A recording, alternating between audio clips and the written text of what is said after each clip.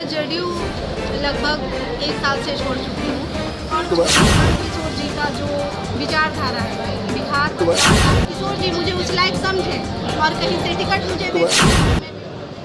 सबसे पहले तो मैं आप सबके माध्यम से चैनल के जितने भी दर्शकगण हैं मैं सभी को नमस्कार और प्रणाम करती हूँ, साथ में आप लोग को भी करती हूँ।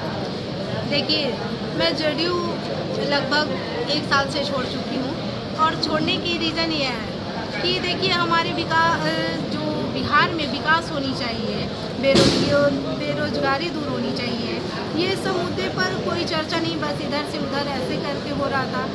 और देखिए अभी जो माननीय प्रशांत किशोर जी का जो विचारधारा है बिहार बदलाव यात्रा जो पद यात्रा निकाले, उसमें हम लोगों ने देखा कि उनका मोटिवेशन क्या है, लोगों के प्रति सोच क्या है, हमारे विकास जो बिहार में विकास होनी चाहिए, बेरोजगारी दूर करनी चाहिए, उनका जो 5 नारा है आप लोगों ने भी सुना होगा।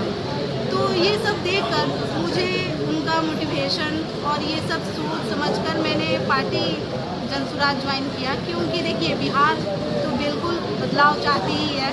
इस वजह से हम लोग माननीय प्रशांत किशोर जी के साथ में मैं पार्टी ज्वाइन की। और देखिए जैसे ही माननीय प्रशांत किशोर जी ने ये घोषणा की है कि मैं जैसे ही सरकार आती है तो मैं 400 की जगह 2000 राशि वृद्धा को और बुजुर्ग को पेंशन के रूप में दूंगा, तो डर से ही सरकार अपना 1100 400 से बढ़ाकर 1100 कर दिया।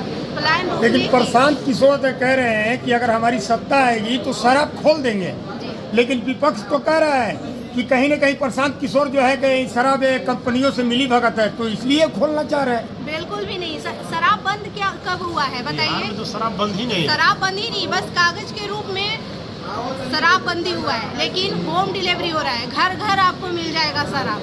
किस तरीका से शराबबंदी हुआ है? बस सरकार को नुकसान हो रहा है कि मतलब शराबबंदी है, बस कागज के रूप में बंद है, लेकिन घर घर शराबबंदी बिल्कुल है ही नहीं। मैं तो बोलती हूँ मैं होम डिलीवरी आपको शराब मिलेगा। आप किस तरीका से बोल रहे हैं? कैसे माननीय मुख्यमंत्री जी शराबबंदी किए हैं, उनके ही अधिकारीगण मिलजुल कर देखिए शराब घर घर पहुँच रहा है, होम डिलीवरी जा रहा है, तो किस तरीका से आपकी सरकार ने शराबबंदी की है? जनसुराज के पास ऐसा क्या एजेंडा है लोगों को रोजगार देने की?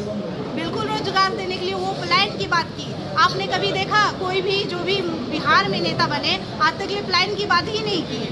तो उनके पास वो तो काफ़ी दलों को माननीय मुख्यमंत्री बनाए और प्रधानमंत्री भी बनाए, वो तो राजनीति में सलाहकार हैं, पूरे सरकार बनाते हैं, तो उनके पास बहुत सारी है। अभी तो आप देखें प्लान को रोकने की बात की है, उस तरीक़ा से आप 10-15 हज़ार के लिए जो हमारे युवा जा रहे हैं अदर राज्य में, क्यों जाएंगे? 10-15 हज़ार का रोजगार हमारे बिहार में मिलेगा क्या? जनसुराज तो आपको बहुत बड़ा जिम्मेदारी दी है, आप इसको कैसे लीजिएगा?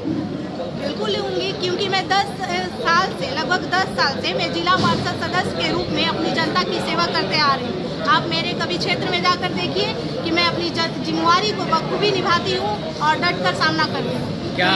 क्या आगामी विधानसभा में नेहा नटराज चुनाव लड़ेंगे? बिल्कुल लड़ूंगी। मेरे माननीय प्रशांत किशोर जी मुझे उस लायक समझे और कहीं से टिकट मुझे देते हैं तो मैं बिल्कुल चुनाव लड़ूंगी और डट कर लड़ूंगी और विकास की धारा भी दिखा दूंगी कि कैसे विकास की जाती है।